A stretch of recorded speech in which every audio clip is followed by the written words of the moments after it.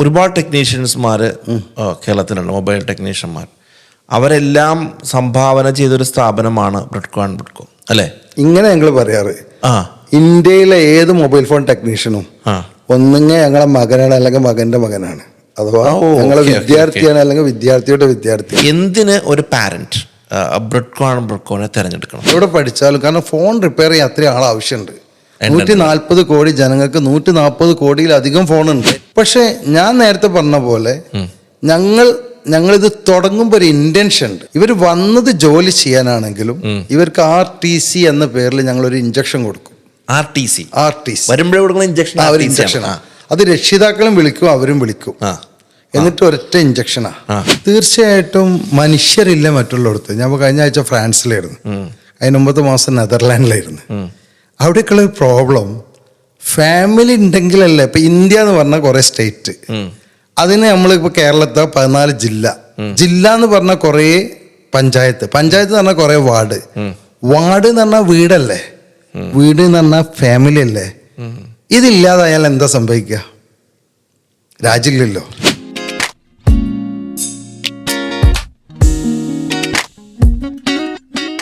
മറ്റൊരു പോഡ്കാസ്റ്റിംഗ് എപ്പിസോഡിലേക്ക് നമ്മുടെ എല്ലാ സുഹൃത്തുക്കൾക്കും സ്വാഗതം. ഓരോ മേഖലയിൽ വിജയിച്ച ആളുകളേക്കാണ് നമ്മുടെ പോഡ്കാസ്റ്റിലേക്ക് നമ്മൾ കൊണ്ടുവരിക. കേരളത്തിൽ ഒരുപാട് സ്മാർട്ട് ഫോൺ റിപ്പയറിംഗ് സ്ഥാപനങ്ങളുണ്ട്. എന്നാൽ ഇതിനൊരു ചരിത്രം കുറിച്ച ഒരു കമ്പനിയാണ്, ഒരു സ്ഥാപനമാണ് ബ്രിഡ്കോ ആൻഡ് ബ്രിഡ്കോ, അതായത് മൊബൈൽ ടെക്നീഷ്യന്മാരെ വാർത്തെടുക്കുന്നതിൽ. അപ്പോൾ ഇതെങ്ങനെ ഇത് സംഭവിച്ചു, എന്തൊക്കെയാണ് ഇവർ കൊടുക്കുന്ന വാല്യൂസ് എന്നുള്ള കാര്യങ്ങളാണ് നമ്മളിന്ന് ഡിസ്കസ് ചെയ്യാനായിട്ട് പോണത്. പലപ്പോഴും വളരെ സന്തോഷം തോന്നുന്നു, കാര്യം നമ്മുടെ ഈ ഒരു വീഡിയോ കണ്ടന്റ് മേക്കിംഗ് ഇൻഡസ്ട്രിയിൽ വൺ ഓഫ് ദ പേഴ്സൺ ആയിട്ടുള്ള നമ്മുടെ അംസക്ക ഇതിൻ്റെ ഒരു ഭാഗമാണ് എന്ന് പറയുന്നതിൽ വളരെ വളരെ എനിക്ക് പണ്ടേ അറിയാം അംസക്ക ഇതിൻ്റെ ഭാഗമാണ് എന്നുള്ള കാര്യം. അപ്പോൾ ഇന്ന് നമുക്ക് കിട്ടിയേക്കുന്നത് വൺ ഓഫ് ദ ഫൗണ്ടർ ആയിട്ടുള്ള മുത്തുക്കനാണ്. സന്തോഷം, അൽഹംദുലില്ലാ, thank you so much. First of all നേരത്തെ പറഞ്ഞാൽ അംസക്ക തുടങ്ങിയ സ്ഥാപനത്തിന്റെ കൂടെ കൂടിയ ആൾക്കാരാണ്. അംസക്കാണ് തുടങ്ങിയല്ലേ? തീർച്ചയായിട്ടും. എങ്ങനെയാണ് ഈ ബ്രിഡ്കോ ആൻഡ് ബ്രിഡ്കോയുടെ ആരംഭം എങ്ങനെയാണ് ആക്ച്വലി? യഥാർത്ഥത്തിൽ അംസ നമ്മളെ നാട്ടിലുള്ള ഒരു ITI കോഴ്സ് അല്ലെങ്കിൽ KGC ഇലക്ട്രോണിക്സ് കോഴ്സ് കഴിഞ്ഞ് എല്ലാവരും പോകുന്ന പോലെ സൗദിയിൽ പോയി ഒരു ജോലി ചെയ്യാം. കാഷ്യോ കമ്പ്യൂട്ടറിലാണ് ജോലി കിട്ടിയത്. സ്വാഭാവികമായിട്ടും അന്ന് ഡിജിറ്റൽ ഡയറി, അന്ന് പേജറോ മൊബൈലൊന്നും ഇറങ്ങിയിട്ടില്ല, ബിഫോർ 90s. സ്വാഭാവികമായിട്ടും ഡിജിറ്റൽ ഡയറി റിപ്പയർ ചെയ്യണമെങ്കിൽ ഇന്ത്യയിൽ നിന്ന് പോയാൽ ആർക്കും അറിയില്ല, കാരണം ഇന്ത്യയിൽ ഇപ്പോഴും അതൊരു സിലബസ് അല്ല. അപ്പോൾ ജപ്പാനീസ് വന്നിട്ട് അവരെ ഡിജിറ്റൽ ഡയറി പഠിപ്പിച്ചു. അപ്പൊ അവിടെ പഠിക്കാൻ സൗദികൾ വരും.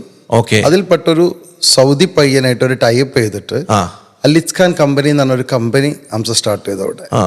അപ്പോൾ നാട്ടിൽ അദ്ദേഹത്തിന് UPS ഇൻവെർട്ടർ മാനുഫാക്ചർ ചെയ്യുന്ന ഒരു ബ്രൈറ്റ് ഇലക്ട്രോണിക്സ് എന്ന് പറഞ്ഞ കമ്പനി ഉണ്ടായിരുന്നു. അപ്പൊ പുള്ളി സൗദിയിൽ ഒരു ബിസിനസ് മുന്നോട്ട് പോകുന്നതിൽ കൺഫ്യൂഷൻസ് 100% സൗദി ഇതാണല്ലോ. അപ്പോൾ ഞാൻ ബോംബെയിൽ, വാപ്പാക്ക് 52 മുതൽ ട്രാവൽ ഏജൻസി ഒക്കെ ബോംബെയിൽ. അപ്പൊ എന്റെ ഡിഗ്രി BCom കഴിഞ്ഞിട്ട് എന്റെ MBA ചെയ്യാൻ വേണ്ടിയിട്ട് ഞാൻ ബോംബെ പോയതാ. ട്രാവൽ ഏജൻസിയിൽ ഇരുന്ന് വരുമാനം കിട്ടിയപ്പോ ഫുൾ ടൈം MBA ഒക്കെ പകരം പാർട്ട് ടൈം ആകാന്ന് ആലോചിച്ച സമയത്ത് അംസ വന്നു. അപ്പൊ പുള്ളി ഇടക്കിടക്ക് സൗദിയിൽ നിന്ന് വരും, സാധനങ്ങൾ വാങ്ങിപ്പോവും. അപ്പൊ ഞാൻ ചോദിച്ചു എന്താ നെക്സ്റ്റ് പ്ലാൻ എന്ന് ചോദിച്ചു. പറഞ്ഞു ഞാൻ UAE മാറുകയാണെന്ന്. ഞാൻ പറഞ്ഞു ഇന്ത്യ എത്ര വിശാലാണ്, ഇന്ത്യയിൽ എന്തുകൊണ്ട് ഇതൊക്കെ തുടങ്ങിക്കൂടാ? ഈ ഗൾഫൊക്കെ ഗൾഫൊക്കെ എന്ന് പറഞ്ഞാല് അന്ന് ഞാൻ ചോദിക്കാൻ കാരണം 93-ലാണിത്.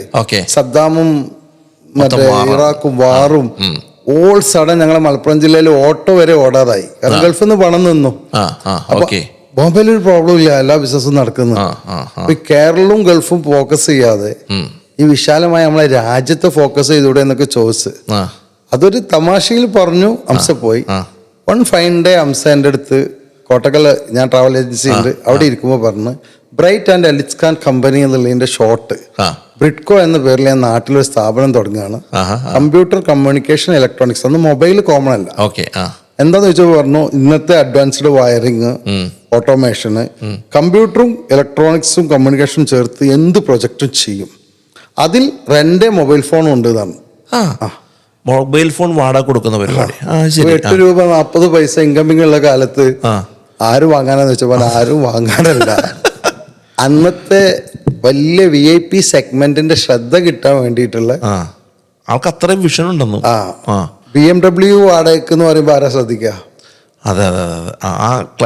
റോൾസ് റോയ്സ് വാടകയ്ക്ക്. അപ്പൊ ആ ടീമിന്റെ ലക്ഷറി ടീമിന്റെ ശ്രദ്ധയിൽപ്പെടാനുള്ള ഒരു ടെക്നിക്ക്. പക്ഷെ ഞങ്ങൾ ശ്രദ്ധിച്ചത് അന്നത്തെ സ്കോട്ടലാ. ഐ മീൻ അന്നത്തെ നെറ്റ്വർക്ക് പ്രൊവൈഡർ. അവരെന്താ ഇതിങ്ങനെ വാടകയ്ക്ക് എങ്ങനെ കൊടുക്കുന്നൊക്കെ ചോദിച്ചു. പിന്നെയാണ് ആ ഫോണുകൾ കേട് വന്നപ്പോ ഇന്ത്യയിൽ അതിന് സൊല്യൂഷൻ ഇല്ല എന്ന് മനസ്സിലാക്കിയപ്പോ ഈ ജപ്പാനീസ് ട്രെയിനിങ്ങിന്റെ സ്ട്രെങ്ത് കിട്ടുന്നത്. അപ്പോ അപ്പോഴുള്ള റിസോഴ്സസ് ടൂൾസ് വെച്ചിട്ട് അന്നത്തെ ഫോണുകളൊക്കെ റിപ്പയർ ചെയ്ത് തുടങ്ങിയപ്പോൾ ഞങ്ങൾ ശരിക്കും പ്രൊമോട്ട് ചെയ്തത് അന്ന് BPL എസ്കോട്ടൽ 2 മൊബൈൽ അതിൽ എസ്കോട്ടൽ എന്ന് പറഞ്ഞ കമ്പനിയാണ് ശരിക്കും ഞങ്ങളെ പ്രൊമോട്ട് ചെയ്ത് കേരള ലെവലിലും ഇന്ത്യ ഞങ്ങളെ കൊണ്ട് ഇൻസ്റ്റിറ്റ്യൂഷനൊക്കെ അവർ തുടങ്ങിപ്പിച്ച. കാരണം അവർക്ക് സർവീസ് ചെയ്യണമല്ലോ. Yes, it's A solution for their business. അതിന് നിങ്ങൾ ഉപയോഗിച്ചു. ഇതിൻ്റെ അകത്ത് ഏറ്റവും പ്രധാനപ്പെട്ട കാര്യം നമ്മൾ തുടങ്ങി വെച്ച പോലെ തന്നെ ഹംസക്കാനെ നമ്മൾ വളരെ റെസ്പെക്റ്റ് ആയിട്ട് കാണുന്ന ഒരാളാണ് ഞാൻ പേഴ്സണലി. ഇതുവരെ ഞങ്ങൾ തമ്മിൽ കണ്ടിട്ടില്ല കേട്ടോ, ഇതുവരെ കണ്ടിട്ടില്ല. പക്ഷെ എങ്കിലും ഹംസക്കാർക്ക് ഒരു പ്രത്യേക ഒരു സല്യൂട്ട് ഇരിക്കട്ടെ അല്ലെ മറ്റു വിഷയത്തിൽ. അപ്പൊ ബ്രിഡ്കോ എന്ന് പറഞ്ഞ സ്ഥാപനത്തിന് ഇത്രയും എത്തിച്ചാൽ അദ്ദേഹത്തിന്റെ ഒരു വിഷൻ ഒരു ഫസ്റ്റ് ഓഫ് ഓൾ. ഈ എന്തൊക്കെ ആക്ടിവിറ്റീസ് ആണ് ഇപ്പൊ ബ്രിഡ്കോ ആക്ച്വലി ചെയ്യുന്നത്? മാനുഫാക്ചറിങ് ഉണ്ട്. ഞങ്ങൾ ടൂൾസ് എക്യുപ്മെന്റ്സ് ഒക്കെ ഇന്ത്യയിൽ ഉണ്ടാക്കുന്നുണ്ട്, ഞങ്ങൾക്ക് വേണ്ടി ചൈനയിൽ ഉണ്ടാക്കുന്നുണ്ട്. അതിന്റെ ട്രേഡിംഗും ഉണ്ട്. ഇതാണ് ഞങ്ങളുടെ മെയിൻ ഇൻകം ബിസിനസ്. എന്തൊക്കെ ഈ മാനുഫാക്ചറിങ്? എന്ത് മാനുഫാക്ചറിങ്? കുട്ടികൾ പഠിക്കാൻ വേണ്ടിയിട്ടുള്ള മൊബൈൽ ഫോൺ ഉപയോഗിക്കാനല്ല. കാരണം ഒരു കുട്ടി ഇത് പഠിക്കണമെങ്കിൽ അതിന്റെ വലിയ സർക്യൂട്ടും കാര്യങ്ങളൊക്കെ എളുപ്പമായിട്ട് ആർക്കും പഠിക്കാവുന്ന ഒരു കോഴ്സാണിത്. താല്പര്യമേ അതിൽ ആവശ്യമുള്ളൂ.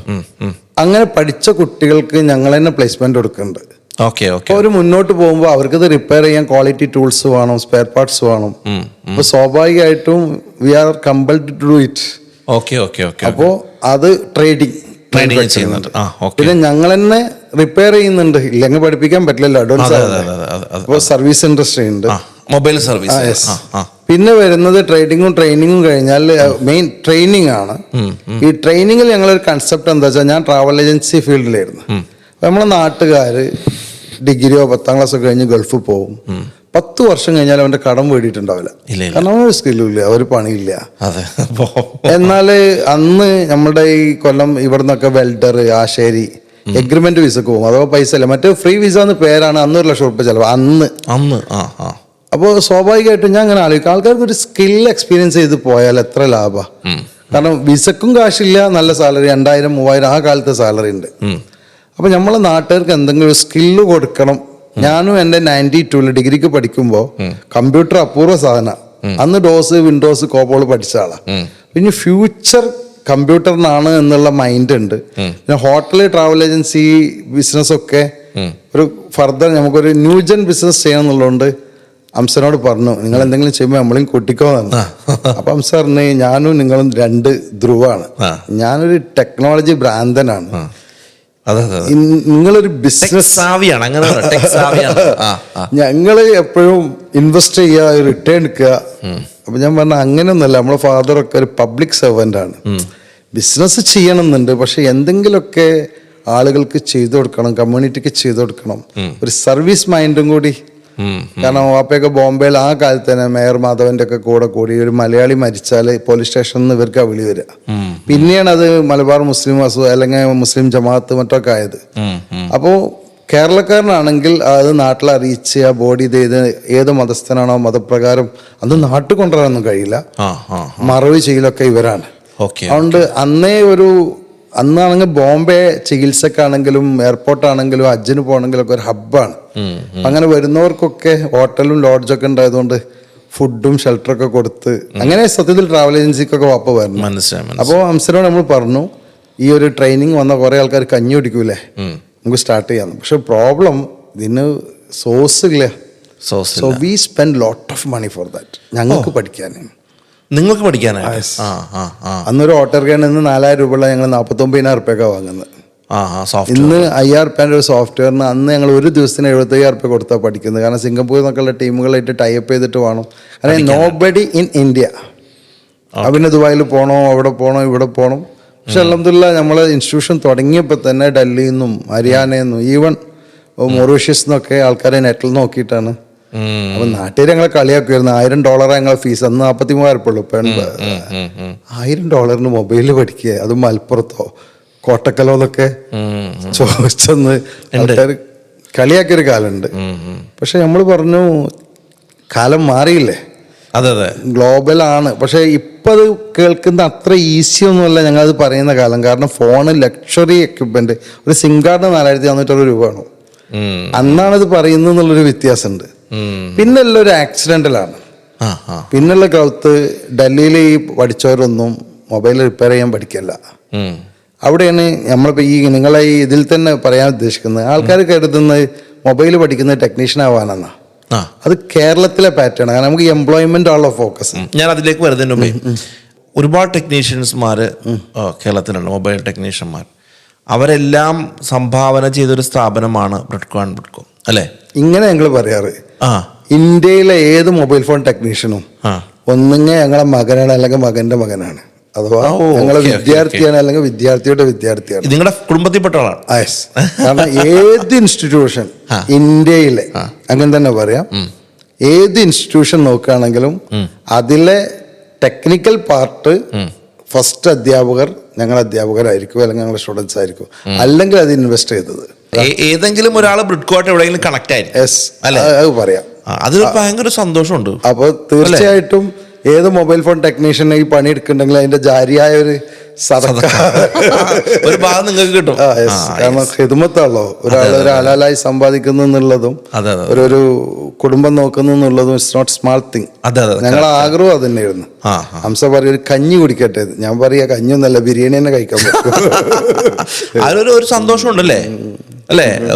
ഇത് ബ്രിഡ്കോയുടെ ഒരു ഫൗണ്ടർ എന്ന രൂപത്തില് നമ്മളുടെ സ്ഥാപനത്തിൽ, നമ്മുടെ ഒരു വിഷനിൽ നിന്ന് പോയ സ്ഥാപനത്തിൽ നിന്ന് കുറേ ടെക്നീഷ്യന്മാർ പഠിക്കുന്നു, അവർ സ്വന്തമായിട്ട് ടെക്നീഷ്യൻ ആകുന്നു. അതിൽ നേരത്തെ നമ്മൾ സംസാരിച്ച പോലെ കുറേ ആൾ ഇൻസ്റ്റിറ്റ്യൂട്ട് തുടങ്ങുന്നു അല്ലേ?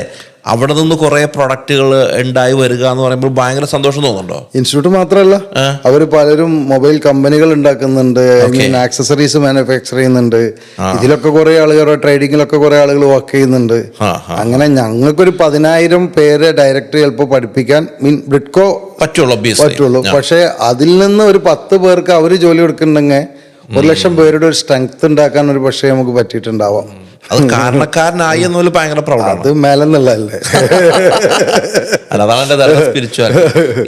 ഇതിൻ്റെ അകത്ത് ഫോർ എക്സാമ്പിൾ ഈ ഞാൻ ഇപ്പോൾ ഫോർ എക്സാമ്പിൾ ഇപ്പോൾ കേരളത്തിൽ ഞാൻ തന്നെ പല സ്ഥാപനങ്ങളെക്കുറിച്ചും ഇതുപോലെ വീഡിയോസ് ചെയ്ത ഒരാളാണ്.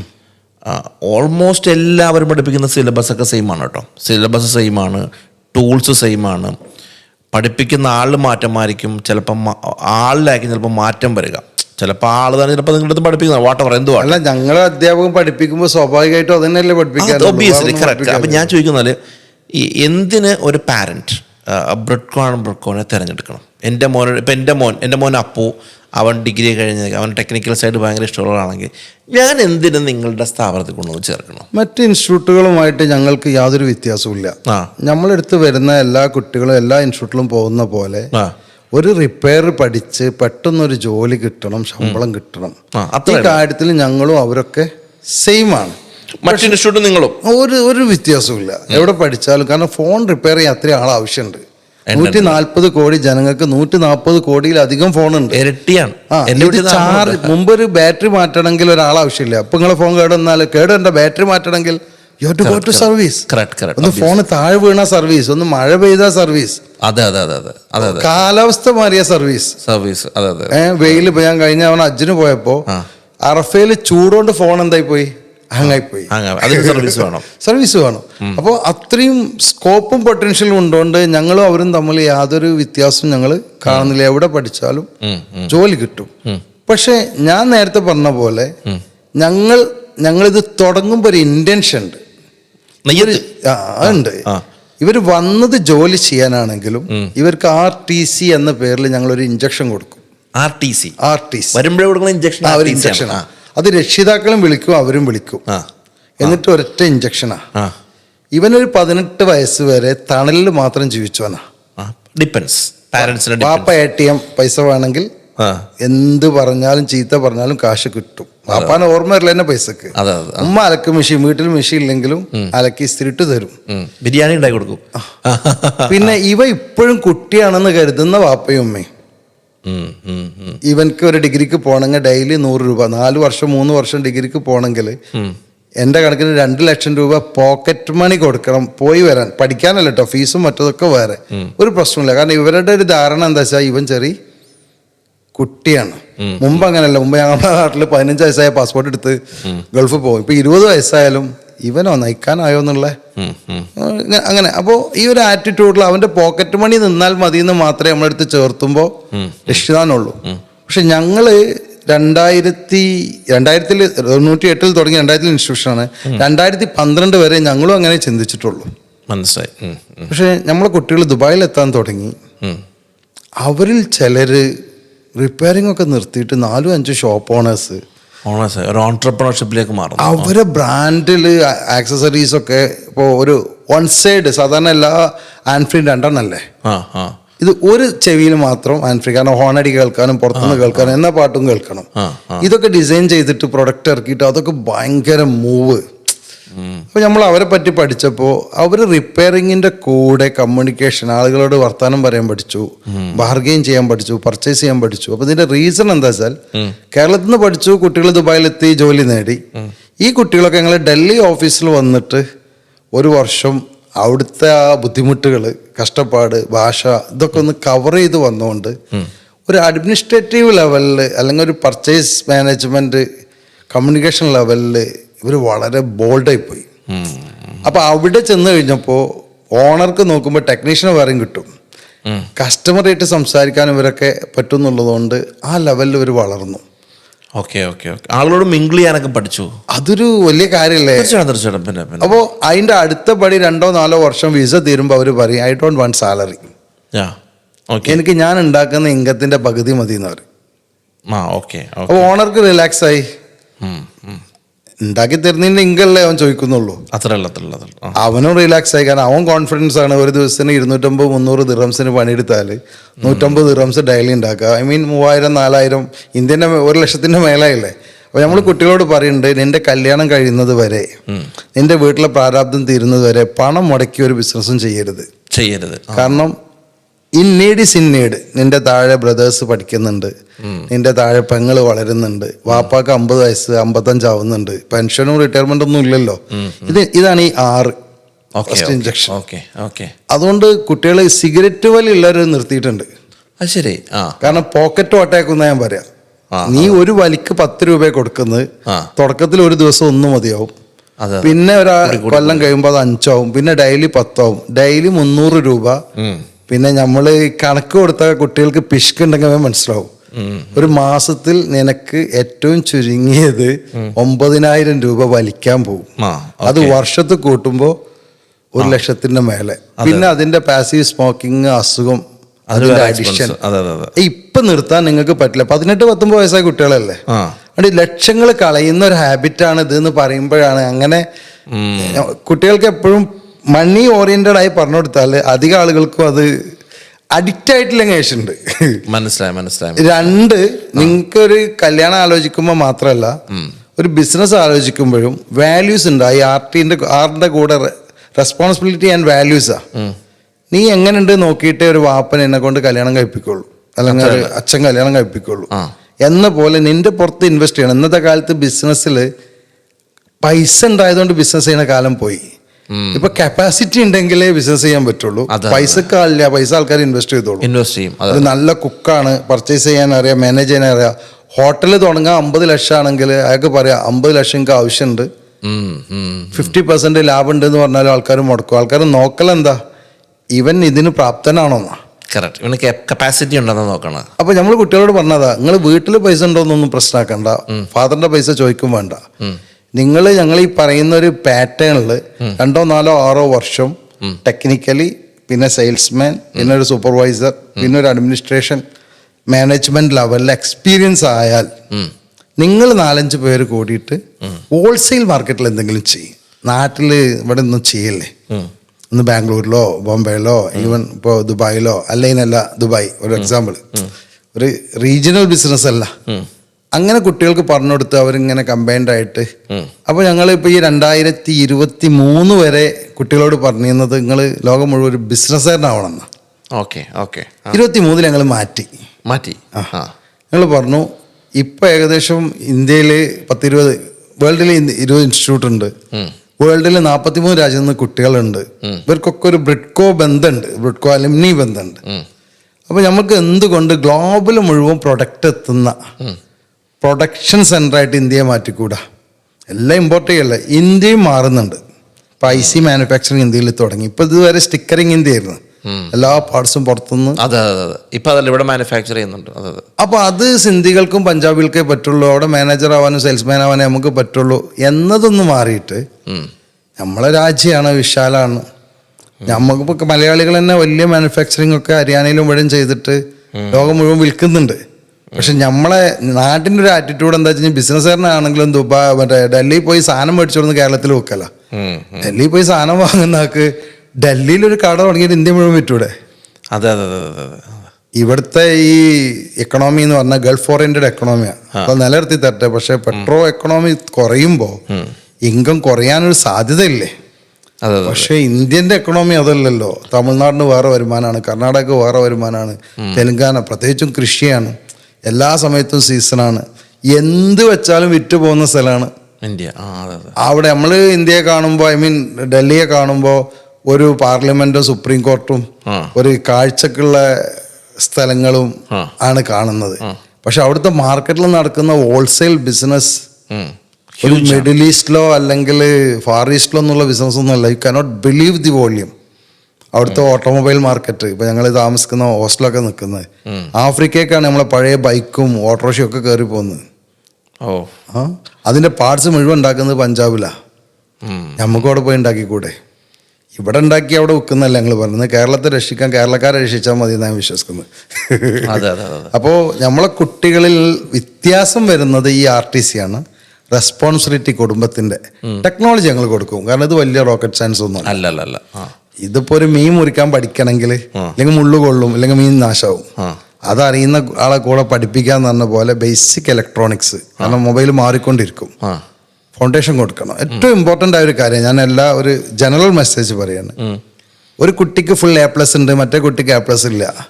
ഇത് ബുദ്ധിക്ക് കുറവുകൊണ്ടോ ഓർമ്മക്കാത്തോണ്ടോ ഒന്നുമല്ല. ഞാൻ കാണുന്ന ഒബ്സർവേഷൻ 2:2.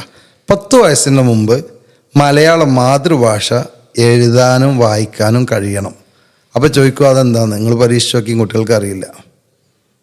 നിങ്ങൾ പേഴ്സണൽ ട്യൂഷൻ ആൻഡ് മെൻറ്ററിങ് ഇല്ലാത്ത കുട്ടികൾക്ക് നമ്മളെ സാധാരണ സ്കൂളുകളിൽ 60, 50, 40 കുട്ടികൾക്ക് 45 മിനിറ്റ് ഒരു അധ്യാപികക്ക് കൊടുക്കാൻ കഴിയില്ല. സിലബസ് പൂർത്തിയാക്കും വേണം. രണ്ടാമത് മലയാളത്തിൽ നിന്ന് ഇംഗ്ലീഷ് ആക്കാൻ പഠിപ്പിക്കണം. Subject, predicate, object, affirmative, negative, interrogative. ഇത് വളരെ സിമ്പിളാണ്. ഇത് സിലബസ് നിന്ന് ഇങ്ങോട്ടാക്കാൻ പഠിക്കണം. ഇംഗ്ലീഷുകാരുടെ കീഴിൽ പണിയെടുക്കാനുള്ളവരാണ്, ഓല് പറഞ്ഞാൽ നമുക്ക് മനസ്സിലാണ്. അങ്ങനല്ല, നമ്മൾ ഉദ്ദേശിക്കുന്ന ഓലോട് പറയാൻ പഠിക്കണമെങ്കിൽ ഇവിടെ നിന്ന് അങ്ങോട്ട് പഠിപ്പിക്കണം. മലയാളത്തിൽ നിന്ന് ഇംഗ്ലീഷ് പഠിപ്പിക്കണം.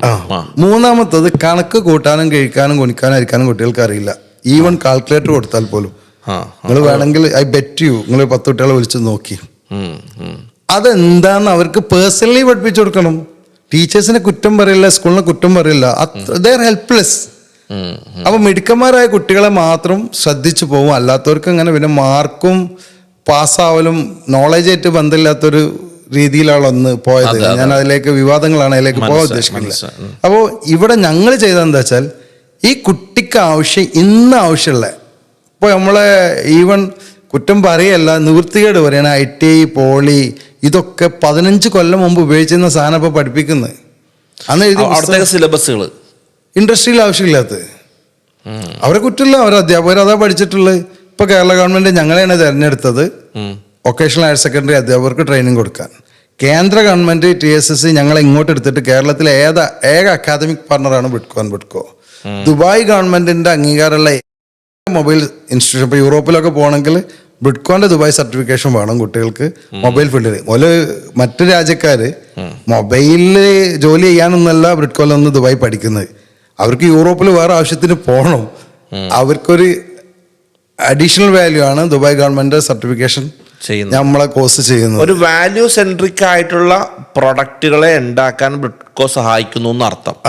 ഇപ്പം ഞാൻ ഇതിൻ്റെ ഒരു ഔട്ട് ഓഫ് ദി ബോക്സ് ഒരു ക്വസ്റ്റ്യൻ ചോദിക്കുന്നത്, ഇപ്പോൾ ബിസിനസ്സുമായിട്ട് ബന്ധപ്പെട്ട് ഇന്ത്യയിൽ മൊത്തം സഞ്ചരിച്ചിട്ടുള്ളൊരു വ്യക്തിയാണ് മുത്തക്കായെങ്കിൽ, ഇന്ത്യയെ, നമ്മുടെ ഈ മാതൃദേശത്തെ എങ്ങനെ നോക്കിക്കാണുന്നു? തീർച്ചയായിട്ടും മനുഷ്യരില്ല മറ്റുള്ളിടത്ത്. ഞാൻ കഴിഞ്ഞ ആഴ്ച ഫ്രാൻസിലായിരുന്നു, അതിന് മുമ്പത്തെ മാസം നെതർലാൻഡിലായിരുന്നു. അവിടേക്കുള്ള ഒരു പ്രോബ്ലം, ഫാമിലി ഉണ്ടെങ്കിലല്ലേ. ഇപ്പൊ ഇന്ത്യ എന്ന് പറഞ്ഞാൽ കുറെ സ്റ്റേറ്റ്, അതിന് നമ്മളിപ്പോൾ കേരളത്തെ 14 ജില്ല, ജില്ല എന്ന് പറഞ്ഞാൽ കുറേ പഞ്ചായത്ത്, പഞ്ചായത്ത് എന്ന് പറഞ്ഞാൽ കുറേ വാർഡ്, വാർഡ് എന്ന് പറഞ്ഞാൽ വീടല്ലേ, വീട് എന്ന് പറഞ്ഞാൽ ഫാമിലി അല്ലേ. ഇതില്ലാതായാൽ എന്താ സംഭവിക്കുക? രാജ്യമില്ലല്ലോ. അതെ അതെ. കാരണം 15 വയസ്സ് മുതൽ 35 വയസ്സ് വരെ തോന്നിയ പോലെ ജീവിച്ചാൽ നല്ലതാ. ടാക്സി ആയിട്ട് അങ്ങനെ ഓടാ, ആരായിട്ടും കമ്മിറ്റ്മെന്റ് ഇല്ല. പിന്നെ ആരും വിളിക്കാത്ത വണ്ടിയായി, കാരണം പുതിയ വണ്ടി മാർക്കറ്റിൽ ഇറങ്ങിയല്ലോ. അപ്പൊ നോക്കുമ്പോ പേരൻസ് ഏജ്ഡ് ആയി, ഭർത്താവില്ല, ഭാര്യ ഇല്ല, മക്കളും ഇല്ല, പട്ടിനും പൂച്ചനൊക്കെ വളർത്തി വെക്കും, ഇല്ലെങ്കിൽ അവിടെ നിന്ന് ദത്തെടുക്കും. അപ്പൊ സ്വാഭാവികമായിട്ടും അവിടെ ഇപ്പൊ കൃഷി ചെയ്യാൻ ആളില്ല, അല്ലെങ്കിൽ പട്ടാളത്തിൽ ആളില്ല. പിന്നെ അവരത് മാനേജ് ചെയ്യുന്ന നമ്മളെ സ്റ്റുഡൻസിനെയും അഭയാർത്ഥികളെയൊക്കെ കൊണ്ടുവന്നിട്ട് പോലെ ഫില്ല് ചെയ്യുന്നുണ്ട്. അപ്പൊ മനുഷ്യരുള്ളിടത്തല്ലേ മാർക്കറ്റുള്ളൂ. ഇന്ത്യയിൽ അപ്പൊ ജപ്പാൻ വയസ്സന്മാര്, ചൈന വയസ്സന്മാര്, അതുകൊണ്ട് ഇന്ത്യ ഒന്നും കാണാനില്ല. അടുത്തൊരു 25 വർഷത്തേക്ക് ഇന്ത്യ തന്നെയാണ് ലോകം, അതിൽ സംശയമൊന്നുമില്ല. രണ്ട്, നമുക്ക് ഇടക്കാലത്ത് കുറച്ച് കൺഫ്യൂഷൻസ് ഉണ്ട്, ഇന്ത്യ എടുക്ക് പോകുന്നു, ഇന്ത്യ ആയിട്ട് തന്നെ നിൽക്കും. കാരണം മനുഷ്യരല്ലേ. ഇപ്പൊ ഞാൻ 22 വർഷമായിട്ട് ഡൽഹിയിൽ ബിസിനസ് ചെയ്യുന്ന ഒരാളാണ്. എല്ലാ കമ്മ്യൂണിറ്റി ഉണ്ട് ഇവിടെ ഡൽഹിയിൽ. നമ്മൾക്കൊന്നും അങ്ങനെ ആരുമായിട്ടും ഇടപഴകുന്നതിൽ റിലീജിയനോ പൊളിറ്റിക്സോ ലാംഗ്വേജോ ഒന്നും ഒരു ബാരിയർ ആയിട്ട്, എന്താ പറയാ, ഹാർട്ട് എന്ന് പറയാ. പലരും നമ്മളോട് ചോദിക്കും, പ്രത്യേകിച്ച് ഇപ്പൊ നമ്മളൊക്കെ ഇങ്ങനെ ഒരു വേഷത്തിൽ തന്നെ നടക്കുന്ന ആൾക്കാരാണ് വേൾഡ് മുഴുവൻ. എന്തെങ്കിലും ബുദ്ധിമുട്ടുണ്ടോന്ന് എനിക്ക് പറയും, ഇഫ് യു ഹാവ്, നിന്റെ മനസ്സിൽ മറ്റുള്ളവരെ പറ്റി എന്തെങ്കിലും ഉണ്ടോ, it will reflect your face, you will get it back. നീ മറ്റുള്ളവരെ നല്ല മനസ്സോടെ കാണാൻ തയ്യാറാണെങ്കിൽ obviously you have the opportunity. ഒരു പ്രശ്നമില്ല. നിങ്ങൾ മറ്റുള്ളവരെ വിശ്വസിക്കാൻ തയ്യാറായി, മറ്റുള്ളവരെ നിങ്ങൾ വിശ്വസിക്കും. നിങ്ങൾ മറ്റുള്ളവരെ പോസിറ്റീവ് കണ്ണോടെ കാണി, തീർച്ചയായിട്ടും മറ്റുള്ളവരെ. ഇത് വെറുതെ ഒരു ഡയലോഗ് അടിക്കില്ല. 2000 മുതൽ 2024 വരെ അങ്ങനെയാണ് by train, not only in India. നമ്മളിപ്പോൾ വേൾഡ് മുഴുവൻ പോയപ്പോഴും നമ്മൾ വേറെ ഒരു കോഡിലേക്കും ചേഞ്ചിലേക്കും ഒന്നും പോയിട്ടില്ല. Obviously what you are will get that response. തീർച്ചയായിട്ടും ഉണ്ട്, തീർച്ചയായിട്ടും ഉണ്ട്. പിന്നെ അവിടെയൊക്കെ ബിസിനസ് ചെയ്യുന്ന മലയാളികളും പറയുന്നത് തന്നെയാണ്. ഇപ്പൊ നമ്മള് വളരെ അടുത്ത സുഹൃത്തുക്കളുണ്ട് അവിടെയൊക്കെ, വലിയ വലിയ അവർ പറയുന്നത് കേരളത്തെയായിട്ട് കമ്പയർ ചെയ്യുമ്പോൾ സ്ട്രൈക്ക് ഇല്ല, ഈവൻ ഫെസ്റ്റിവൽ ലീവ് പോലും ഓല് എടുക്കുന്നില്ല. അവർ പറഞ്ഞ ഞങ്ങൾക്ക് ആ ഫെസ്റ്റിവൽ വേണ്ടല്ലോ, അവരെ ഫെസ്റ്റിവൽ അവരെടുക്കും, ഞങ്ങൾ വർക്ക് ചെയ്തോളാന്നാ. പിന്നെ ഒരു ജോലി കൊടുത്ത ആളെ കാല് തൊട്ട് വന്നിച്ച് ബഹുമാനിച്ച് നമ്മൾ we will feel that comfort. പിന്നെ റോ മെറ്റീരിയൽ അവൈലബിൾ ആണ്, ചീപ്പ് ലേബർ അവൈലബിൾ ആണ്, പിന്നെ മാർക്കറ്റ് ഈസ് ദെയർ. മറ്റേ ഇവിടെ നമുക്ക് വിൽക്കാൻ ബുദ്ധിമുട്ടാണ്. ഡൽഹിയിൽ ബയേഴ്സ് എന്താ പറയാ, എല്ലായിടത്തും അവിടെ വരികയാണ്. പിന്നെ ഒരു തവണ വന്ന് നമ്മളെ ക്വാളിറ്റിയും നമ്മളെ ഡീലിങ്ങും ഓക്കെ ആണെങ്കിൽ ഓർഡറാണ്, പിന്നെ ആള് വരൂല. ആ ഫസ്റ്റ് ഡീലിങ്ങിന് ആള് വരേണ്ട ആവശ്യമുള്ളൂ. മെയിൻ അവിടെ ആളുകൾക്ക് മറ്റുള്ള ആൾക്കാരെ പറയല്ല, കമ്മിറ്റ്മെന്റ് ക്വാളിറ്റി ബ്രാൻഡിങ് ഇപ്പോൾ അവർ എത്തിയിട്ടില്ല. മലയാളി അവിടെ എത്തിയപ്പോ ഞങ്ങളൊക്കെ ചെയ്തതാ, ബ്രാൻഡ് ചെയ്ത് നമ്മൾ ബ്രാൻഡ് ചെയ്ത് ക്വാളിറ്റിയിൽ സ്ട്രിക്റ്റ് നിന്നു. ഇപ്പൊ പ്രൈസ് പ്രശ്നമില്ല, ക്വാളിറ്റി ഓഫ് സാധനം കൊടുക്കാൻ മലയാളിക്ക് അറിയാം. രണ്ടത് ബ്രാൻഡ് ചെയ്യാൻ അറിയാം. ആ കമ്മിറ്റ്മെന്റ് ഉണ്ടെങ്കിൽ നമുക്ക് പെട്ടെന്ന് ഇപ്പൊ പഞ്ചാബികളും സിന്ധികളും ഗുജറാത്തികളും ഒക്കെയാണ് അവിടുത്തെ ബിസിനസ്സുകാർ. മലയാളികൾ ജോലിക്കാരാ, മലയാളികൾ ഇഷ്ടം പോലെ ഉണ്ട് ഡൽഹിയിൽ. പക്ഷെ നിങ്ങൾക്ക് എത്ര ബിസിനസ്സുകാരെ പരിചയമുണ്ട്? ദുബായിലുണ്ട്, ഖത്തറിലുണ്ട്, ലോകം മുഴുവൻ ഉണ്ട്. പക്ഷെ നമ്മളെ രാജ്യത്തിന്റെ രണ്ട് കാരണം, ഒന്ന് അതൊരു കൊമേഴ്സ്യൽ ഹബ്ബായിട്ട് നമുക്ക് മനസ്സിലായിട്ടില്ല, രണ്ട് നമുക്ക് ചെയ്യാൻ പറ്റും തോന്നിയിട്ടില്ല. ചിലപ്പോൾ അവിടെ വരുമ്പോഴുള്ള സ്ട്രീറ്റ് നായനെ കണ്ടിട്ടും അതൊക്കെ മാറി. അവിടെ നല്ല ഫെസിലിറ്റി, ഗുഡ്ഗാവ് ഇവിടെയൊക്കെ നല്ല സിറ്റി, നല്ല ഗൾഫിലൊക്കെ ഉള്ള പോലെ തന്നെ AC എല്ലാ സൗകര്യമായി. അത് തീർച്ചയായിട്ടും മാറിയേ പറ്റും, മാറുന്നുണ്ട്. പക്ഷെ മാറ്റണം നമ്മള്, മാറ്റണം നമ്മൾ. ഈ നമ്മൾ ബാക്ക് ടു ബിറ്റ്കോയിലേക്ക് വരികയാണെന്നുണ്ടെങ്കിലും, ഈ നമ്മുടെ ഒരു സ്റ്റുഡൻസ് ഉണ്ടല്ലോ, നമ്മുടെ സ്റ്റുഡൻസിനെ വെറുതെ പഠിപ്പിച്ചിറക്കുക എന്നുള്ളൊരു പർപ്പസാണോ, അവരേതെങ്കിലും ഒരു തലത്തിൽ കൊണ്ട് ഒരു പൊസിഷൻ ചെയ്യുക എന്ന റെസ്പോൺസിബിലിറ്റി ബിറ്റ്കോയ്ക്കുണ്ടോ? ആദ്യകാലത്ത് എല്ലാവരും പോലെ തന്നെ പഠിപ്പിച്ചിറക്കിയാൽ തന്നെ അവർക്ക് ജോലി കിട്ടും. പക്ഷെ ആ ജോലി അവർ നാട്ടിലെവിടെങ്കിലും ആയിട്ട് ചെലവഴിച്ചിട്ട് 1-2 ഫോണ് ചത്താൽ അവൻ കണ്ടക്ടർ പണിക്ക് തന്നെ പോകും. കാരണം ഇത് ഡ്രൈവിംഗ് സ്കൂളിൽ ഡ്രൈവിംഗ് പഠിപ്പിക്കും പോലെ അല്ല. അപ്പോ വാപ്പ പോലും വണ്ടി എടുക്കൂല, അമ്മാവനും കൊടുക്കൂല, അളിയനും കൊടുക്കൂല, പിന്നെ ഓടിച്ചു നോക്കും. പകരം ധൈര്യം കൊടുക്കുന്ന ഒരു ഫ്രണ്ടോ കസിനോ ഫാദറോ ആണെങ്കിൽ നീ ഓടിക്കടാ ഞാൻ കൂടെ ഇരിക്കാന്ന് പറയും. അവന്റെ വേറെ മാറുന്നത് വരെ അവനന്ന് പിടിക്കാന്നുള്ള ജോലി ബ്രിഡ്കോ വ്യത്യസ്തമായി ചെയ്തു എന്നുള്ളതാണ്. എന്താ വ്യത്യസ്തയിൽ കൊണ്ടുവന്ന മറ്റേത് ചൂണ്ടിക്കാണിക്കില്ല, നീ അവിടെ ജോലിക്ക് കയറിക്കോന്ന്. ഓണറായിട്ട് അടി ഉണ്ടാക്കിയാൽ കഴിഞ്ഞു. ഇതങ്ങനല്ല. ഓണറോട് പറയും ഇവൻ നിങ്ങളടുത്ത് 15 മാസം നിൽക്കും, 3 മാസം ഇവ ഒരുപാട് നഷ്ടം വരുത്തും, നിങ്ങൾ പറയും അത് നിങ്ങൾ സഹിക്കണം. ബാക്കി 12 മാസം ഇവൻ നന്നായി പണിയും, അത് നിങ്ങൾക്ക് മുതലാവും. അല്ല, ഇത് അവരോട് പറയാൻ നിങ്ങൾക്ക് എന്താണ് അധികാരം? ഞാൻ എൻ്റെ ഒരു സ്ഥാപനം, ഞാനൊരു മൊബൈൽ ഒരു സ്ഥാപനം നടത്തണമെന്ന് വിചാരിക്കാം. ബ്രിഡ്കോ എന്നൊരു കുട്ടീനെ നിങ്ങൾ പറയണം, ഇപ്പം അതെ ഇവൻ 3 മാസം നിൽക്കും അല്ലെങ്കിൽ നഷ്ടം ഉണ്ടാക്കും, ഇവൻ ജീവിതാന്തം മുഴുവൻ പറയുമെന്ന് ബ്രിഡ്കോ 1 വർഷം അല്ലെങ്കിൽ 2 വർഷം നിൽക്കും നിങ്ങൾ പറയും. ഇവിടെയാണ് ബ്രിഡ്കോന്റെ ട്വിസ്റ്റ് മറ്റുള്ളവരായിട്ട്. ഇപ്പുറത്തെ നമ്മൾ കുട്ടീനോടും രക്ഷിതാവിനോടും ചോദിക്കും, ഇവൻ കാലാകാലം ഒരു തൊഴിലാളി ആവണോ അതോ ഭാവിയിലൊരു മുതലാളി ആവണോ? കാരണം നമ്മുടെ നാട്ടിൽ തൊഴിലാളി സ്പെൻഡിങ് ആണ്. മുതലാളി ആവണമെങ്കിൽ ഏൺ ചെയ്യണം, സേവ് ചെയ്യണം, ഇൻവെസ്റ്റ് ചെയ്യണം, സ്പെൻഡ് ചെയ്യണം. ഇവിടെ നമ്മുടെ നാട്ടിൽ നടക്കുന്നതല്ല, ഏൺ ചെയ്യുക, സ്പെൻഡ് ചെയ്യുക. കാരണം നമുക്ക് സേവ് ചെയ്യാനില്ല. മനസ്സിലായി. ഇവിടെ നമ്മൾ കുട്ടികളോട് പറയും, നിങ്ങൾ എക്സ്പീരിയൻസിന് ഇമ്പോർട്ടൻസ് കൊടുക്കുമ്പോൾ ഏണിങ്സ് കുറച്ച് കുറയും. മനസ്സിലായി. നിങ്ങൾക്ക് 5000 4000 നമ്മൾ സ്റ്റൈപ്പൻഡ് തരുള്ളൂ. ഒരു വർഷം നീ നിന്ന് പുറത്തിറങ്ങുമ്പോൾ നാട്ടിൽ എക്സ്പീരിയൻസ് ആയാലും 15000 ആണെങ്കിൽ നിനക്ക് നാട്ടിൽ തന്നെ 30000 കിട്ടും. കാരണം നീ കല്യാണത്തിന് പോകണില്ല, കച്ചവടത്തിന് പോകില്ല, ഇൻഡസ്ട്രിയിൽ നീ കുടുങ്ങിക്കഴിഞ്ഞു. അപ്പോൾ ഇപ്പുറത്ത് രക്ഷിതാക്കളായിട്ടും കുട്ടികളായിട്ടും നമ്മൾ ഈ ബൈൻഡിങ് വാങ്ങി വെക്കും. ഇവ അവിടെ പോയി മോഷണം നടത്തിയാൽ ഇത് ഫാദർ ഉത്തരവാദിയാണ്. നിങ്ങൾ എഗ്രിമെന്റ് തീർച്ചയായിട്ടും. അതിനാണ് ബോണ്ട് എന്നൊക്കെ പറഞ്ഞ് ഇതാക്കുക. ലോകത്ത് എല്ലാ നല്ല സ്ഥാപനത്തിനും ബോണ്ട് ഉണ്ട്. ശരിയാണ്. പട്ടാളത്ത് കയറിയ ബോണ്ട് ഉണ്ട്, പോലീസ് കയറിയ ബോണ്ട് ഉണ്ട്. ഇനിയിപ്പോ ഒരു കുട്ടി MBBS ജോയിൻ ചെയ്തു, 5 വർഷം പഠിക്കാന്നുള്ളൊരു ബോണ്ടല്ലേ. ഒരുത്തൻ ഗൾഫിൽ 2 വർഷത്തേക്ക് പോവാണ്, 2 വർഷം ജോലി ചെയ്യാന്നുള്ള ബോണ്ടല്ലേ. ആ പദത്തെ എന്തോ ഒരു ഭയങ്കര എന്താ പറയാ പേടിപ്പിച്ച്. അപ്പൊ എന്തായി, ഫ്രീഡം വേണമെന്ന് പറഞ്ഞു. കുട്ടികൾ ഫ്രീഡത്തിൽ നടക്കുന്നുണ്ട്, ഫ്രീഡേ ഉള്ളൊന്നുമില്ല. അപ്പൊ ഈ ഒരു ഡിസിപ്ലിനിൽ ഇവരെ ഇവിടെ സെറ്റ് ചെയ്തു. അവിടെ ഓണറോട് പറഞ്ഞു, ഇവൻ ഫ്രഷറാണ്, ഇവൻ എൻ്റെ ജോലിക്ക് വരില്ല, ഇവൻ നാളെ മിഡിൽ ഈസ്റ്റിലേക്കും പിന്നെ യൂറോപ്പിലേക്കും എക്സ്പീരിയൻസിന് പോവാണ്. ഈ ഒരു മാച്ചിങ്, ഇത് ഇരുമ്പും വെൽഡ് ചെയ്യണ പണിയൊന്നുമല്ല കേട്ടോ, ഇത് ഇരുമ്പും മരം വെൽഡ് ചെയ്യണ പണിയാണ്. കാരണം മലയാളം മാത്രം പറയുന്ന, കേരളത്തിൽ നിന്ന് പുറത്തു പോകാത്ത, അതും ഒരു ആവറേജ് കുടുംബത്തിൽ നിന്നുള്ള കുട്ടികൾ ആദ്യം വന്നിരുന്നത്. ഇപ്പം മാത്രമാണ് ഡിഗ്രിയും PGയും കുറച്ച് സമ്പത്തുള്ളവർ ഞങ്ങളുടെ അടുത്ത് ചേരാൻ വന്നത്. ഈ ദുബായ് പിന്നെ ഗവൺമെന്റിന്റെ റെക്കഗ്നിഷനും TSSC റെക്കഗ്നിഷനും ഒക്കെ വന്നപ്പോൾ ഹയർ എഡ്യൂക്കേഷൻ കഴിഞ്ഞവർ ഇതിൽ വന്നാൽ മൊബൈൽ ടെക്നീഷ്യൻ ആവാനല്ല, മൊബൈലിന്റെ ബിസിനസ് കയറാനാണെന്നുള്ള അത് ഇപ്പോഴേ ആൾക്കാർക്ക് മനസ്സിലായിട്ടുള്ളൂ. അപ്പോൾ അത് ആ സെഗ്മെന്റ് വളരെ കുറച്ചുള്ളൂ, ഒരു 5% 10% ഉള്ളൂ. ബാക്കി കുട്ടികൾ നല്ല രക്ഷിതാക്കളും പാവങ്ങളാണ്. അവർക്ക് ഇവനൊരു തൊഴിൽ കിട്ടണം എന്നേ ഉള്ളൂ, ഇവനെ കൊണ്ട് ജീവിക്കണം അല്ലെങ്കിൽ ഇവന്റെ കാര്യത്തിന് ജീവിക്കണം എന്ന് പോലും പ്ലാൻ ചെയ്യാനുള്ളൊരു ഇല്ല. അത് കൊടുത്തുകൊണ്ട് 100 കുട്ടികൾ പഠിക്കുകയാണെങ്കിൽ ഒരു 40 കുട്ടികൾ 35 കുട്ടികളെ ഡൽഹിയിലൊക്കെ പോകാൻ തയ്യാറാവുള്ളൂ. ബാക്കിയുള്ളവർക്കൂടെ ജോലിയുണ്ട്. ജോലിക്ക് അത് ഞാൻ നേരത്തെ പറഞ്ഞു, മറ്റ് ഇൻസ്റ്റിറ്റ്യൂട്ടായിട്ട് വ്യത്യാസമൊന്നുമില്ല. മറ്റ് ഇൻസ്റ്റിറ്റ്യൂട്ടുകാരും വിടുന്നുണ്ടെങ്കിലും അവർ ചാടിക്കോന്ന് പറയാണ്, അത് അവിടെ പോയിക്കോന്ന് പറയാണ്.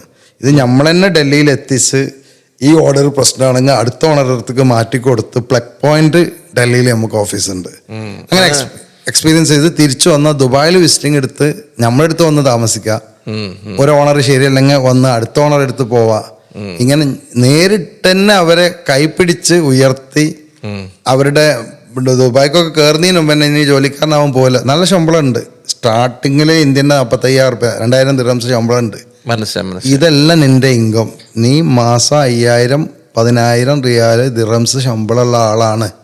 നീ 2 വർഷത്തെ ഇന്റർനാഷണൽ എക്സ്പീരിയൻസ് നേട്. അപ്പോൾ അവൻ്റെ മൈൻഡ് സെറ്റ് റെഡിയായി. പിന്നെ നീ കടൻ്റെ ഉള്ളിൽ റിപ്പയറിങ് മാത്രമായിട്ട് ഇരിക്കല്ലേ, ഇടയ്ക്ക് കസ്റ്റമർ എടുത്ത് ഓണറെ കൂടെ മാർക്കറ്റിൽ പോ. നീ ഇടയ്ക്ക് കൂട്ടുകാരൊക്കെ ഇതിനെത്ര റെൻ്റ് ഉണ്ട്, എത്ര ഇൻകം ഉണ്ട്, എത്ര ഇലക്ട്രിസിറ്റി ബില്ലുണ്ട്, ഒരു കട ഇതൊക്കെ നമ്മൾ കുട്ടികൾക്ക് എന്ത് കൊടുക്കുന്നുണ്ട്, ട്രെയിനിങ് കൊടുക്കുന്നുണ്ട്.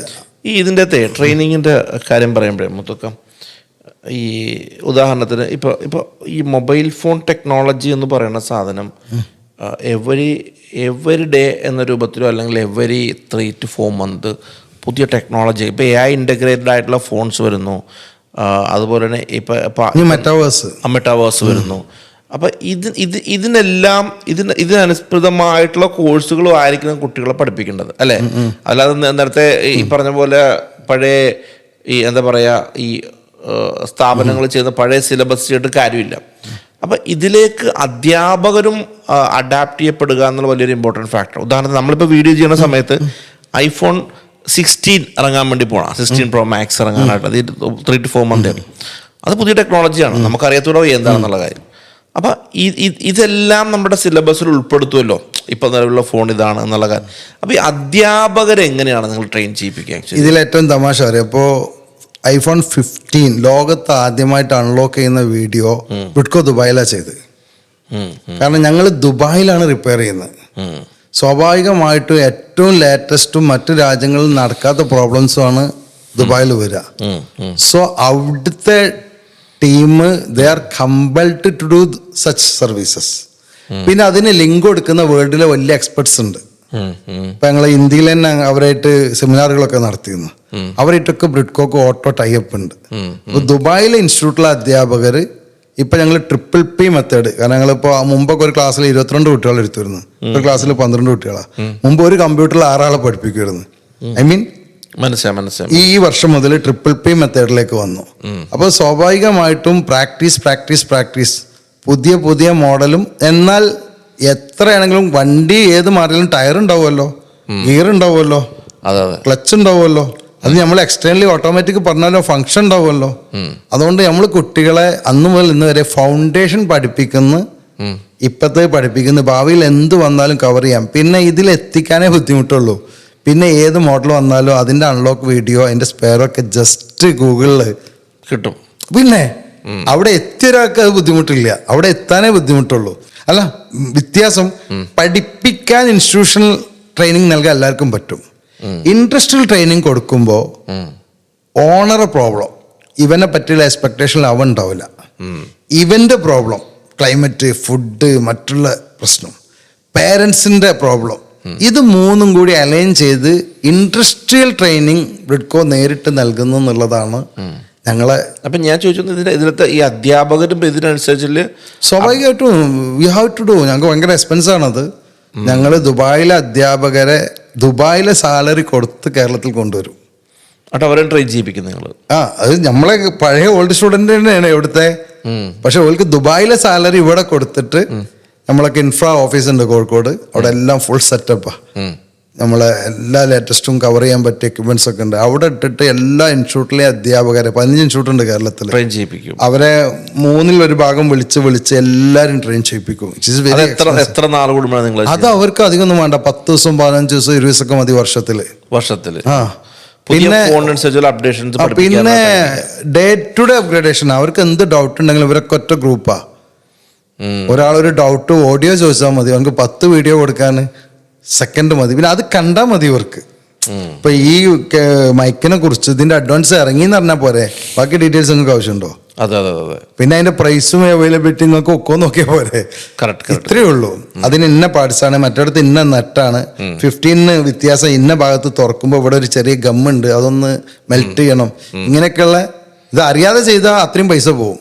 അപ്പൊ ഫസ്റ്റ് ചില ഫോണൊക്കെ നമ്മളെ കാശിന് തന്നെ എന്ത് ചെയ്യേണ്ടി വരും, കയ്യിൽ നിന്ന് കാശൊക്കെ പോകും. ഫോണിന്റെ ഭാഗമാണ്. ആ പൈസ കൊടുത്ത് നമ്മൾ വാങ്ങിയാൽ പോരെ. അല്ലാതെ കമ്പനി പഠിപ്പിച്ചു തരൊന്നുമില്ല. ഒരു കമ്പനിക്കും താല്പര്യമില്ല റിപ്പയർ ചെയ്യണത്. കസ്റ്റമർ പുതിയത് വാങ്ങണം. പക്ഷെ എൻവയറമെന്റിന് ആവശ്യം റിപ്പയർ ആണ്. ബിക്കോസ് ഇത്തിരി ഈ വേസ്റ്റ് ലോകത്ത് കൂടുകയാണ്. അപ്പൊ ഞങ്ങളെ ഇന്റർവ്യൂ ചെയ്യാൻ BBC വന്നിരുന്നു. അവർ വരാണ്ടായ കാരണം കൊറോണന്റെ തൊട്ട് മുമ്പ് BBC വന്ന്, കൊറോണ വന്നപ്പോൾ അത് ടെലികാസ്റ്റ് ചെയ്തിട്ടില്ല. റൈറ്റ് ടു റിപ്പയർ ലോ ഉണ്ട്. ഒരു കസ്റ്റമർക്ക് എത്ര കാലം കഴിഞ്ഞാലും അവന്റെ പ്രൊഡക്റ്റ് റിപ്പയർ ചെയ്യാൻ അനുവദിക്കണം എന്ന്. ഇപ്പൊ നിലവിൽ നിങ്ങളുടെ ഓതറൈസ്ഡ് ഫോം വാങ്ങി, അത് നിങ്ങൾ റിപ്പയർ ചെയ്ത വാറണ്ടി പോയി എന്ന് പറയില്ലേ? അത് പറയാൻ പാടില്ല. അതിന്റെ ടൂൾസും സ്പെയറും കമ്പനി കൊടുത്തിരിക്കണം. കസ്റ്റമർക്ക് തന്നെ റിപ്പയർ ചെയ്യാൻ പറ്റണം എന്നാണ് പുതിയ നിയമം വരാൻ പോകുന്നത്. അതാണ് പുതിയ നിയമം. To extend the life of gadgets. അതുകൊണ്ടുള്ള ഗുണം അത്രയും ലോകത്ത് വേസ്റ്റ് കുറയും. ഇല്ലെങ്കിൽ യൂറോപ്പിലെ സാധനം എല്ലാം കൂടി സിംഗപ്പൂർ വരും, അത് ഇന്ത്യ ആഫ്രിക്ക ഇവിടെ വരും, ഇവിടുന്ന് പിന്നെ ആഫ്രിക്കയിൽ പോകും. ആഫ്രിക്ക അത് ലാസ്റ്റ് നാച്ചുറലി ഡംപ് ചെയ്യല്ലേ. അപ്പൊ ലൈഫ് കൂട്ടാൻ ഏറ്റവും സപ്പോർട്ടീവ് റിപ്പയറിംഗ് ആണ്. അങ്ങനെ അവര് വേൾഡിൽ റിപ്പയറിംഗ് മൊബൈൽ ഏറ്റവും നന്നായി ചെയ്യുന്നത് നമ്മളാന്ന് കണ്ട് അവർ കേരളത്തിൽ വന്ന് ഉണ്ണികൃഷ്ണൻ എന്ന് പറഞ്ഞാൽ ഞങ്ങളെ GM-നെ ഇന്റർവ്യൂ ചെയ്ത് അത് ടെലികാസ്റ്റ് പ്രതീക്ഷിക്കുന്ന സമയത്ത് ലോക്ക്ഡൌൺ വന്ന് പ്രയോറിറ്റി മാറിപ്പോയി. അതങ്ങനെ എവിടെയോ കിടക്കുന്നുണ്ട്. ഓക്കെ. എന്താണ് ബ്രിഡ്കോയുടെ ഭാവി പരിപാടികൾ അതൊക്കെ? തീർച്ചയായിട്ടും അവിടെയാണ് നമ്മളുടെ പോയിന്റ്. ഈ 2023 മുതൽ നമ്മൾ കുട്ടികളോട് പറയുന്നത്, നമ്മൾ മറ്റ് സ്റ്റേറ്റുകളായിട്ട് കമ്പയർ ചെയ്യുക. നമ്മളെ ഫോക്കസീവ് ഇംഗ്ലീഷുകാർ ഉണ്ടാക്കി തന്ന ഫോക്കസീവാ.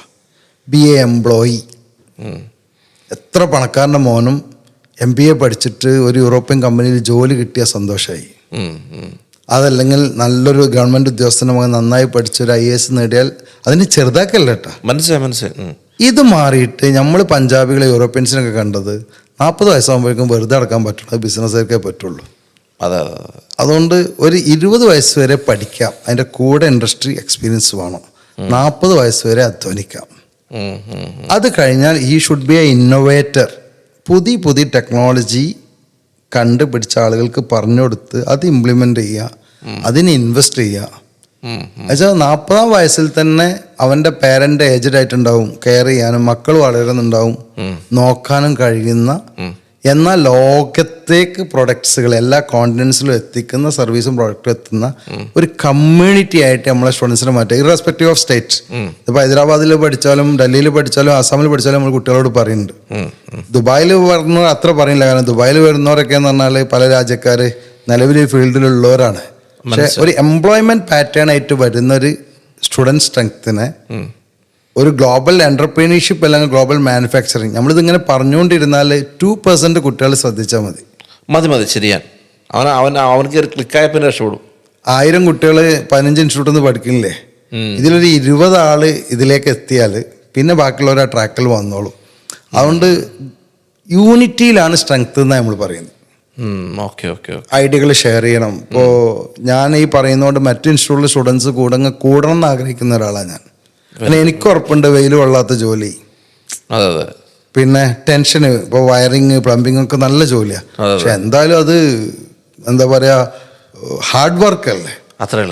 ഇത് അവ ഇരിക്കുന്നിടത്ത് കസ്റ്റമർ വരും, അവനക്കൊന്ന് സ്വസ്ഥമായിട്ട് പിന്നെ അപ്ഗ്രേഡേഷൻ, ബോറിംഗ് ഇല്ല, ഒരു എന്താ പറയാ ടെൻഷൻ ഇല്ല. പിന്നെ ഇതിന്റെ പേരിൽ കുറെ സൈഡ് എഫക്റ്റ് ഒന്നും എഫക്റ്റ് ചെയ്യാനില്ല.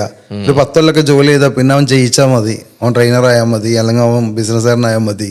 അപ്പോൾ ഒരു എക്സ്റ്റൻഷൻ ഉണ്ട്. പിന്നെ ഇപ്പോൾ എയറോനോട്ടിക്കൽ എൻ്റെ ഫ്രണ്ട് ഉണ്ട്, ഇപ്പോൾ തന്നെ നമുക്ക് അറിയില്ല, എയർ ഇന്ത്യ സമരം ചെയ്തു, കുറേ ആളെ ജോലി പോയി. പകരം ഒരു ജോലിക്ക് അവർക്ക് ആരെങ്കിലും ഡിപ്പെൻഡ് ചെയ്യേണ്ട. ഒരു മൊബൈൽ ടെക്നീഷ്യന് ജോലി പോവോ? വീട്ടിലിരുന്ന് ചെയ്യുക, നാട്ടിലിരുന്ന് ചെയ്യുക, എവിടെയും ചെയ്യുക. അപ്പോൾ വലിയ ചെറിയൊരു റൂമിലാണെങ്കിലും അവന് കോർപ്പറേറ്റ് ലെവലിലും വർക്ക് ചെയ്യാം. അപ്പോൾ അത്രയും നല്ലൊരു ഫീൽഡ്, അതും ഇലക്ട്രോണിക്സ്. ഇനി ഭാവി അതഞ്ഞിപ്പോൾ ഈ മൊബൈൽ കുട്ടികൾ മൊബൈൽ മാത്രമൊന്നുമല്ല, ഞങ്ങൾക്കിപ്പോൾ അടുത്ത ആഴ്ചയിൽ ഒരു ഇന്റർവ്യൂ ഉണ്ട്. ബിറ്റ്കോയിൻ ഒക്കെ ഉണ്ടല്ലോ, ക്രിപ്റ്റോ കറൻസി, അതിന്റെ ബാക്കപ്പ് സർവേഴ്സ് റിപ്പയർ ചെയ്യുന്ന 25,000 USD വില വരുന്ന ഒരു കോഴ്സ് നമ്മളെ 10 കുട്ടികൾക്ക് അവർ ഫ്രീ ഓഫർ ചെയ്തിട്ടുണ്ട്. UAE ബേസ്ഡ് ചെയ്ത കമ്പനി. 3 വർഷം നിൽക്കണം. കാരണം 22.5 ലക്ഷം റുപ്യേന്റെ കോഴ്സ് അല്ലേ. സ്റ്റാർട്ടിങ്ങിൽ തന്നെ നല്ല സാലറി ഉണ്ട്. പക്ഷെ 3 വർഷം കഴിഞ്ഞാൽ അവർക്ക് ലോകം അവരെ കൊത്തിക്കൊണ്ടുപോകും. അവരാകെ കണ്ടെത്തിയ മാനദണ്ഡം മൊബൈൽ കോഴ്സ് കഴിഞ്ഞ കുട്ടികളെ മതിയെന്ന്. അങ്ങനെയാണ്. ഇപ്പൊ അടുത്ത ആഴ്ച അതിന്റെ ഇന്റർവ്യൂ നടക്കാൻ പോവാ. അപ്പൊ ഒരു സ്ഥലത്തിലൂടെ ബിഡ്കോ മറ്റു തലങ്ങളിലേക്ക് കൈവച്ച് തുടങ്ങി. അതിലിപ്പോ ടാബില്, ഇപ്പൊ ഇറങ്ങുന്ന ഫോണുകൾ, ഇപ്പൊ ഇറങ്ങുന്ന TV-കൾ ഒക്കെ റിപ്പയർ ചെയ്യാൻ ഇതേ ടെക്നോളജി തന്നെയാണ്. അതിന്റെ സർക്യൂട്ടും ടൂൾസും മാറ്റിയാൽ മതി. മനസ്സിലായി. അപ്പൊ ഞങ്ങൾ തന്നെ electronics vehicles repairing, ECM repairing ഒക്കെ പഠിപ്പിക്കുന്നുണ്ട്. എന്താ കാരണം? ഫലത്തിൽ ഇത് തന്നെയാണ് അത്. ഇപ്പോൾ എന്താ പറയുക, ഈ സ്കൂട്ടേഴ്സ്, ഇനിയിപ്പോൾ ലിഥിയം ബാറ്ററി മാനുഫാക്ചറിങ്, ഇതിലൊക്കെ നമ്മൾ ഇപ്പോൾ ചെറിയ കുട്ടികൾക്ക് സ്കൂൾ തലത്തിൽ നമ്മൾ ഹോബി ഇലക്ട്രോണിക്സ് പോലെ കുട്ടികളെ ഇലക്ട്രോണിക്സ് ലാബിലൂടെ, കാരണം ഇനി മാത്സ് പഠിക്കേണ്ട ആവശ്യമില്ല, കാൽക്കുലേറ്റർ ഉണ്ട്, കുറേ കാര്യങ്ങൾ ഓർത്തു വെക്കാൻ കമ്പ്യൂട്ടറും നെറ്റും ഉണ്ട്. ഇനി സ്കില്ലാണ് വേണ്ടത്. അപ്പോൾ മാത്സും സയൻസും ഞാൻ കഴിഞ്ഞ തവണ നമ്മളെ മറ്റേ AR VR ലോഞ്ച് ഉണ്ടായിരുന്നു ഇവിടെ വെച്ച്. നമ്മളെ ഡെൻസിൽ സാർ ഉണ്ടല്ലോ, XR ഹൊറിസൺ, അവരാണ് കേരളത്തിൽ ആദ്യമായിട്ട് AR VR. അപ്പോൾ ഞങ്ങൾ ഫസ്റ്റ് ക്ലാസ് റൂം ചെയ്തപ്പോൾ നമ്മളുടെ മന്ത്രി രാജീവ് ഉണ്ടായിരുന്നു. രാജീവിനോട് പറഞ്ഞു, സാറേ ഒരു കുട്ടിക്ക് നിർബന്ധമായിട്ട് ഇംഗ്ലീഷ് അറിയണം, മാത്സ് അറിയണം, സയൻസ് അറിയണം. ഇതേപോലെ ഒരു കുട്ടി നിർബന്ധമായിട്ടും ഇലക്ട്രോണിക്സ് ഹാർഡ്വെയർ അറിയണം. ഇതൊരു സിലബസ് ആയിട്ട് കയറേണ്ടത് LKG-യിലാണെന്ന് പറഞ്ഞു. കാരണം ഫ്യൂച്ചർ ഏണിംഗ് ടെക്നോളജി ഇലക്ട്രോണിക്സ് ആണ്.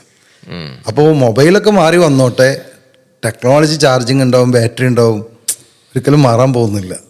അപ്പോൾ അടുത്ത ഒരു തലമുറ അവൻ ഡോക്ടർ ആണെങ്കിലും ഇലക്ട്രോണിക്സ് ആണ്, കാരണം റോബോട്ടിക്സ് ആണ് ഡയഗ്നോസ് ചെയ്യുന്നത് എല്ലാം. അതുകൊണ്ട് ഇലക്ട്രോണിക്സ് അറിയുക എന്നുള്ളത് നല്ലൊരു ഇമ്പോർട്ടൻറ്റ് കാര്യമാണ്. അപ്പൊ അതിലേക്കും കൂടെ ബ്രിഡ്കോ ഇത് ചെയ്യുന്നുണ്ടെന്ന് സ്കൂൾ തലത്തിൽ നമ്മൾ ഒരുപാട് മോട്ടിവേഷൻ ചെയ്യുന്നു. അപ്പം എന്തായാലും ഈ ഇപ്പം കേരളത്തിൽ നമ്മൾ ആദ്യം പറഞ്ഞു തുടങ്ങിയ പോലെ തന്നെ കേരളത്തിൽ ഒരുപാട് സ്ഥാപനങ്ങൾ റൺ ചെയ്യുന്നതിൻ്റെ എവിടെയെങ്കിലും ഒരു വൺ ഓഫ് ദ പില്ലർ ബ്രിഡ്കോയുടെ പ്രൊഡക്റ്റ് ആയിരിക്കും എന്നാണ് പറഞ്ഞത്. മൊബൈൽ. രണ്ടാമത്തത് ഒരു മൊബൈൽ ടെക്നീഷ്യനെ ക്രിയേറ്റ് ചെയ്യുന്നതിനോടൊപ്പം അവൻ്റെ ഒരു വിഷനിൽ ഭയങ്കര വലിയൊരു ചേഞ്ച് വരുത്താനായിട്ട് നമ്മൾ ആഗ്രഹിക്കുന്നു. വെറുതെ വിഷൻ കൊടുത്ത് വിടല്ല, അവൻ അതിലേക്ക് പ്രാപ്തരാക്കി വിടുന്നു എന്നുള്ളത്. 3 കാര്യമാണ് ഒരാൾ സക്സസ് ആകുന്നതിൽ സാധാരണ പറയാറുള്ളത്. അവൻക്ക് എയിം വേണം. അതെ, ഇത് കുട്ടികൾക്കില്ല, ഞങ്ങൾ കൊടുക്കുകയാണ്. മനസ്സിലായി. 2, അതിനുള്ള സാഹചര്യം സപ്പോർട്ട് വേണം. അവനെ നാഷണൽ ഈവൻ പൈസ ഇല്ലാത്തൊരു കുട്ടി 4 വർഷം ഞങ്ങളടുത്ത് നിൽക്കുകയാണെങ്കിൽ അവൻക്ക് ഫ്രീ ആയിട്ട് പഠിച്ചിട്ട് കയറാൻ പറ്റും. ഡിപ്ലോമ കഴിഞ്ഞൊരു കുട്ടി ഞങ്ങളെ സ്റ്റാഫ് ആവുകയാണെങ്കിൽ ഫ്രീ ആയിട്ട് പഠിക്കാൻ പറ്റും. ഇനി ഒരാൾക്ക് പാർട്ട് പേയ്മെന്റ് ആയിട്ട് തന്നെ അത് പറ്റും. പൈസ എല്ലാം ആണെന്നുണ്ട്, ഇൻട്രസ്റ്റ് ആണ്. അപ്പോൾ അത് നമ്മൾ കൊടുത്തു, പഠിപ്പിച്ച് സർട്ടിഫിക്കറ്റ് കൊടുത്ത് പൊക്കോ അല്ലെങ്കിൽ അതും കടയിൽ കയറിക്കോന്നല്ല, നിന്നെ ഫിറ്റാക്കുന്നത് വരെ കൂടെ ഉണ്ടാവും. നിന്നെ വിടൂല. വിട്ട് തിരിച്ചു വന്നു കഴിഞ്ഞാൽ ദുബായ്ക്ക് നീ വിസിറ്റിംഗ് എടുത്ത് പോവാ, നിനക്ക് ഉറങ്ങാൻ ഇവിടെ സ്ഥലമുണ്ട്, എന്നെ സപ്പോർട്ട് ചെയ്യാൻ ഇവിടെ ആളുണ്ട്. പിന്നെ അവർക്ക് ഞങ്ങൾ ആവശ്യമില്ല. ഇല്ല. പിന്നെ അവർ വരും കൺസൾട്ടൻസിക്ക് വേണ്ടി, സാറേ ഇങ്ങനെ ഒരു ഓഫർ ഉണ്ട്, എന്താ ചെയ്യണ്ടേ, ഇങ്ങനെ ചെയ്യണ്ടേ, വരുന്നവർ വരും. പിന്നെ ഞങ്ങളൊന്നും ആവശ്യം അവർക്കില്ല, മെച്ചോർഡായല്ലോ, പിന്നെ അവർ പൊക്കോളും. അപ്പോൾ എന്തായാലും സന്തോഷം. നമ്മളിപ്പോൾ ഒരുപാട് കാര്യങ്ങൾ ഒരു 45 മിനിറ്റ്സ് ആയിട്ട് സംസാരിക്കുന്നു. ബ്രിഡ്കോ ഇനിയും ഉയരങ്ങളിലേക്ക് എത്തട്ടെ. ഇനിയും ഈ പറഞ്ഞ പോലെ നമ്മുടെ നാടിനും നമ്മുടെ രാജ്യത്തിനും ആവശ്യമായിട്ടുള്ള ഒരുപാട് പ്രൊഡക്റ്റീവായിട്ടുള്ള ടെക്നീഷ്യൻസ്മാരെ ക്രിയേറ്റ് ചെയ്ത് അവർ ഓൺട്രപ്രണറായിട്ട് മാറട്ടെ.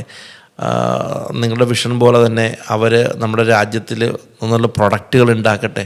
അപ്പം എല്ലാവിധ ആശംസകളും. ഞങ്ങളൊരു ഓത്തുണ്ട് ഒരു കുട്ടിയോട്. എന്നുവെച്ചാൽ ഞങ്ങളെടുത്ത് വരുന്ന ഒരു കസ്റ്റമർ നമ്മൾ വിശ്വസിച്ച് തരുന്ന ഫോണിൻ്റെ ഡാറ്റയോ പാർട്സോ രഹസ്യങ്ങളോ ഒന്നും പുറത്ത് കളയരുത്. എൻ്റെ മാതാപിതാക്കളോടും എൻ്റെ ജോലി തന്ന സ്ഥാപനത്തോടും ഞാൻ ജോലി ചെയ്യുന്ന രാജ്യത്തോടും എൻ്റെ മാതൃരാജ്യത്തോടുമുള്ള കടമകൾ, ഉത്തരവാദിത്തങ്ങൾ മനസ്സിലാക്കി ഞാൻ മുന്നോട്ട് പോകും എന്നൊരു പ്രതിജ്ഞ കുട്ടികൾ കൊണ്ട് ചെയ്യാറുണ്ട്. അപ്പോൾ വാല്യൂസ് ഉള്ള മറ്റുള്ളവർക്ക് ഉപകാരം ചെയ്യുന്ന കുറെ ആളുകളെ ഉണ്ടാക്കിയെടുക്കട്ടെ, ഞങ്ങളെ സ്ഥാപനത്തിന് സാധിക്കട്ടെ. പിന്നെ തീർച്ചയായിട്ടും റീഡ് ചെയ്യാം. നമ്മളതിന്റെ വിഷയം നന്നായിട്ട് എല്ലാ കാര്യങ്ങളും. എല്ലാവിധ ആശംസകളും. Thank you so much.